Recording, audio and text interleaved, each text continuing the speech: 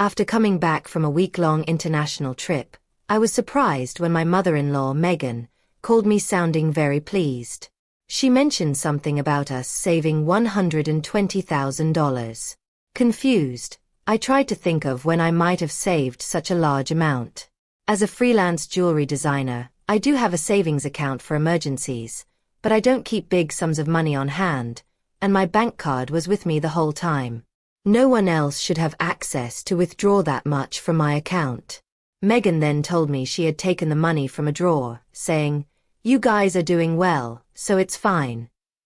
This left me confused, and before I could ask more questions, she quickly thanked me and hinted at needing financial help in the future before hanging up.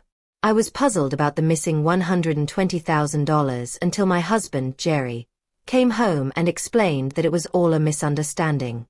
A month later, Megan started calling me repeatedly. I ignored the calls at first, but after seeing over 90 missed calls on my phone, I felt I had to answer. When I did, Megan's voice was angry, accusing me of ignoring her.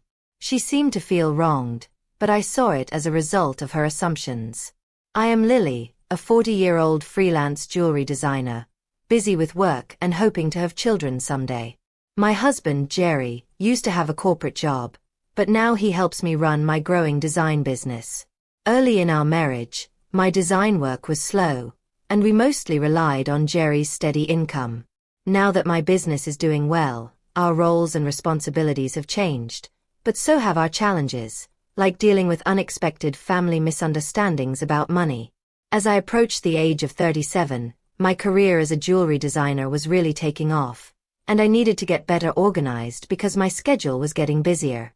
Seeing the growing demands of my business, my husband Jerry, who had a good job and was set for a promotion, made a big decision. He quit his job to work with me. He used his management skills to help us run our business together. We were able to secure contracts with well-known international brands, which improved both our work and our personal lives. However, with success came new challenges, especially with Jerry's mother, Megan. She lived alone in the family home and saw our lives as very luxurious. She often asked us for money, saying things like, "You always seem to be living so lavishly, I'm jealous." Part of my job involved attending product launches and dinners with executives, but Megan thought these were just for fun. Her requests for money became more frequent and personal. For example, she once asked for money to throw a party for a friend. While it might seem like we could easily afford to help her, maintaining our business image was expensive and came with many obligations. We weren't living in luxury, these were necessary parts of our work. Megan, however, was envious and sarcastic, not understanding the true nature of our expenses. She would say things like, "Dressed up beautifully, eating at expensive places, I envy you." Despite my repeated refusals, Jerry, being her son, would sometimes give in to her requests, thinking it was easier to keep her happy than to deal with the disruption it might cause. "If giving her a little money keeps her quiet, then it's worth it," he would say. But Megan's demands only grew. Recently, she asked for a new dress for an upcoming gathering. When Jerry suggested a more affordable option, she insisted it had to be something fancy, and even wanted a matching bag, which left us feeling frustrated. To try and manage her frequent requests, Jerry had set up a credit card in Megan's name and asked her to use it for her expenses. At first, she overspent and was warned by Jerry. He asked her to let us know before making big purchases, but she continued to spend extravagantly. This pattern of constant financial demands has left both Jerry and me feeling stressed as we try to balance supporting family with keeping our business strong and sustainable. I found a beautiful ring and couldn't resist buying it, though I regret not telling you first. Unfortunately, the bill was really high. If spending continues like this, maybe it's best to return the card. We simply can't afford these costs. The credit card was in Megan's name, but Jerry was the one managing and paying the bills. Megan seemed to misunderstand the purpose of the credit card, treating it as if there was no limit. She didn't realize that every purchase would eventually need to be paid for, and since the money wasn't coming directly from her, she kept using it freely. Seeing the need to control her spending, Jerry decided to set a limit on her card. This led to Megan coming into our home one day, upset and complaining, "What the heck? I couldn't pay for my shopping the other day." "Why?"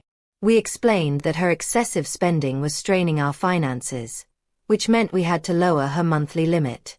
"It's still enough, right?" Jerry asked, trying to keep things peaceful. But Megan protested, saying, "You two are still dressing up and going to fancy places. How is what I'm doing any different?" We tried to explain that these activities were part of our jobs, not just for fun, but Megan didn't see the difference. "If that's a job, then what I'm doing isn't any different. It's unfair that only you two get to have all the fun," she argued. While it's true that our work involves attending events in luxurious venues, these are professional obligations, not leisure. Despite her misunderstandings, setting a spending limit on Megan's credit card seemed to calm things down a bit. Occasionally, Megan would visit and complain to Jerry, but overall, life went on without major disruptions. As the end of the year approached, an exciting opportunity came up. A foreign brand manufacturer offered us a chance to expand our business by moving overseas. The idea thrilled me, as it could elevate my status as a top-tier designer. Jerry, always supportive, was eager to take the leap. "It's a chance we have to take," he said. However, the idea of moving abroad brought a new concern Megan. Given her past behavior, we worried she might want to come with us. While living internationally was appealing, the thought of dealing with Megan's demands in a new country was overwhelming. When we shared our plans to move overseas with Megan that weekend, she reacted exactly as we expected. "I want to come too," she said, thinking our move would be like a long vacation. Jerry tried to explain, "We're going there for work. It won't be as fun as you think." But Megan didn't believe him. "You're trying to trick me.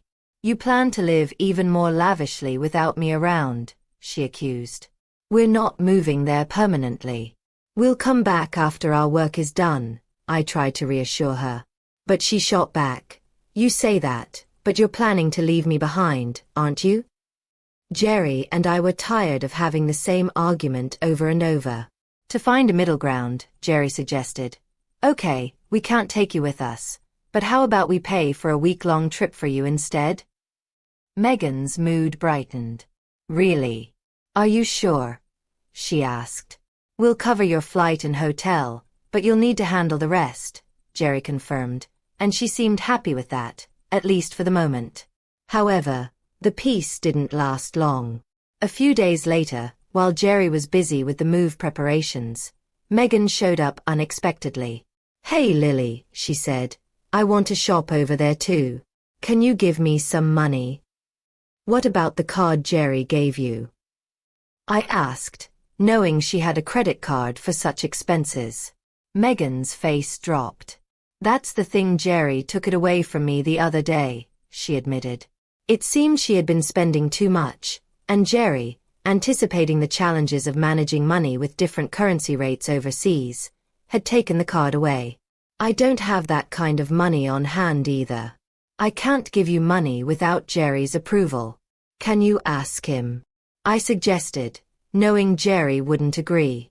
"It's no use asking him, that's why I'm asking you," she said, getting frustrated. Megan did go on a 18-day trip abroad, which I assumed Jerry managed to fund somehow. When she returned, she called me, excited. "I'm back, and it was so fun," she shared, telling me all about her sightseeing and dining adventures, even though I hadn't asked. "And I overbought souvenirs, couldn't fit them in my suitcase, so I had them shipped here. Can't wait for them to arrive," she added.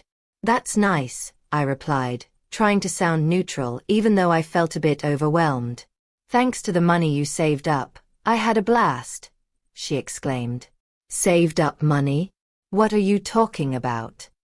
I asked, confused and a little worried, as I had no memory of setting aside money for her spending.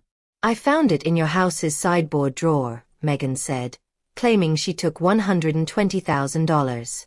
I was shocked. Why would such a large amount of cash be kept at home, especially in a drawer where anyone could find it. Confused, I confronted her. I don't know what money you're talking about, but taking it from our house without permission is theft, even if you're family. Do you understand that? Megan's response was unsettlingly casual. That's why I'm telling you now. I used it. Consider it a post-factum report, she said, unapologetically. I have no idea about this money, but if you took it and used it without telling anyone, that's a crime. And if Jerry set it aside for something important, it's even more serious, I explained, trying to make sense of the situation. Despite this, there hadn't been any noticeable issues with our business finances during her trip. You two live so extravagantly, so why can't I have a little of that? Think of it as doing a favor for your parent. It's not a big deal, right? She rationalized, showing a sense of entitlement that was hard to understand. It's one thing to ask for help from your son and his wife, but this is not how you should behave after taking someone else's money, I replied, still in disbelief. I'm glad you enjoyed your trip, but I'll have to discuss this with Jerry when he returns. Jerry will understand. After all, I'm his only mother, and $120,000 isn't much to him, she assumed. All right, I'll pass the message along, I said, astonished by her lack of awareness. Later that evening, when Jerry came home, he looked troubled. Lily, do you know about the money I left in the drawer? He asked urgently. 20 days ago, I withdrew it from my bank account, and now it's gone. Keeping such a large sum in a drawer, didn't you think that was careless? He questioned. I needed cash immediately for an urgent payment. Do you know anything about it? Suddenly, it all made sense. Megan's earlier call thanking me for the $120,000 and mentioning how much fun she had made sense now it was Jerry's money meant for something important. Jerry, today Megan called thanking us for the $120,000 and saying she had a blast with it. I didn't understand what she meant until now, I explained, piecing everything together. So it was Jerry's money, but what was such a large amount meant for? I asked. If it wasn't for a business payment, we've been doing bank transfers for a long time, right? Why cash all of a sudden? I asked questions, trying to make sense of the situation and understand the consequences of Megan's actions. I knew it was Jerry's money that had gone missing, but I didn't have the full picture yet. Megan had taken the money without telling us, and I needed to know why. I turned to Jerry, puzzled by everything. Jerry began to explain the background. After he reduced the credit limit on Megan's card, she secretly started borrowing money from different sources, including consumer finance companies and credit cards she had opened without our knowledge. When Jerry found out about her growing debt, he took away all her cards and withdrew cash to pay off her debts directly, hoping to keep our business accounts clean and maintain trust with our partners. He also did this as a sort of farewell gesture since we were moving abroad and wouldn't be around to help her with these issues anymore. Jerry explained, I planned to handle her debts quietly to avoid complicating our financial records. A month had passed since then, and as I was busy packing for our move, Megan's constant calls became impossible to ignore. When I finally answered, her voice sounded desperate. Why haven't you been answering my calls? I've called so many times, she said, almost in tears. I'm sorry, Megan. I've been caught up with the move. What's going on? I asked, trying to stay calm and give her a chance to explain. It's not just one thing. It's everything. They're asking for payments almost every day. It's too much, Megan admitted, her voice breaking under the stress. Have you tried contacting Jerry about this? I asked, hoping she had sought his help first. He seems to be blocking my calls. I can't reach him at all. Lily, you're my only hope now. Please help me, she pleaded. At that moment, I realized how complicated things had become. Megan's reckless spending had led her into a deep financial mess, and now, with Jerry not responding, she was turning to me as her last option. As we were getting ready to start a new life in another country, The challenge of dealing with Megan's financial problems became an urgent issue that we had to address before we could move forward. I was surprised by how drastic Jerry's approach had been with his own mother. If he had used the money he withdrew to pay off Megan's debts directly, we might have avoided this stressful situation. Instead, Megan was now buried in collection letters and constant calls from finance companies and lenders. It felt like something out of a dramatic movie, something I never expected to deal with in real life. I'll talk to Jerry, but I can't promise what he'll do. A son should help his mother when she's in trouble, right? Please ask him for me, Megan pleaded at the end of our conversation. However, with our upcoming business expansion, our finances were already stretched thin, and we couldn't afford to help Megan further, especially since she had misused the money meant to settle her debts. When I told Jerry about the call after he got home, he responded with a mix of exhaustion and resignation. I had planned to sort things out before we left, but she wasted that chance herself, he said coldly. The money was originally set aside to clear Megan's debts, but she had spent it on a lavish trip instead, leaving no room for excuses. As Megan's calls continued, I followed Jerry's lead and blocked her number.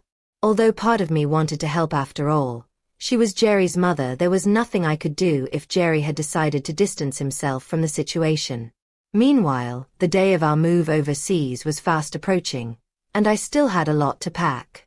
Amid the chaos, I discovered more troubling news. Megan had resorted to selling her house to manage her debts. It turned out she had hidden even more debt than we knew about, and the total was so large that even selling her house couldn't cover it all. The thought of losing the family home where Jerry had grown up was deeply upsetting.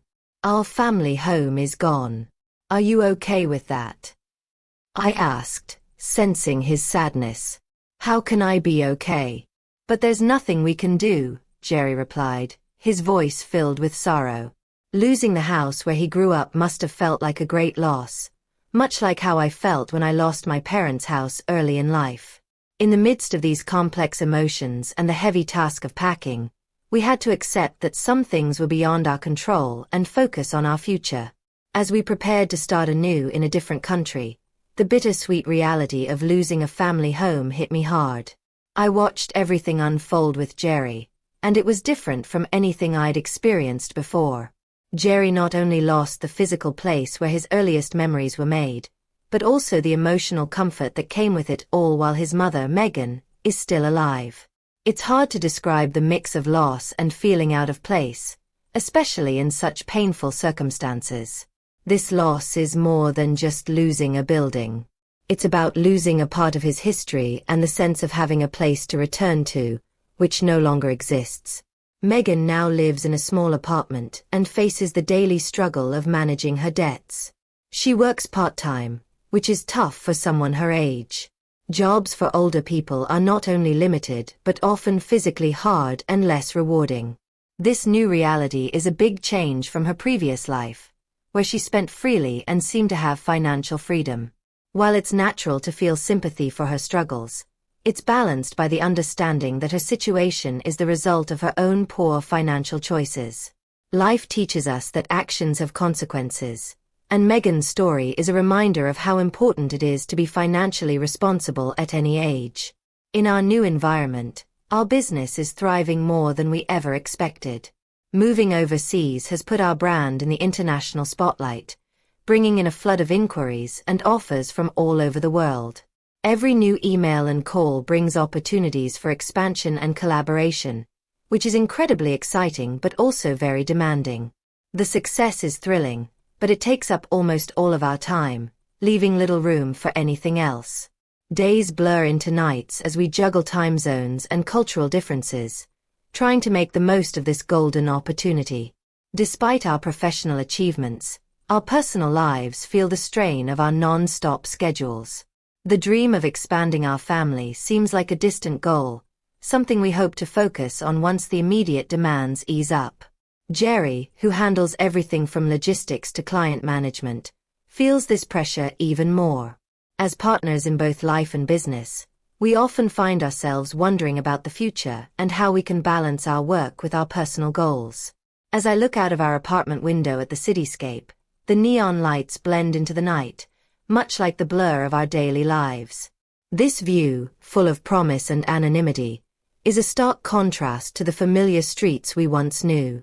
This vibrant, relentless city is now our home, but it's very different from the quiet, steady life we left behind.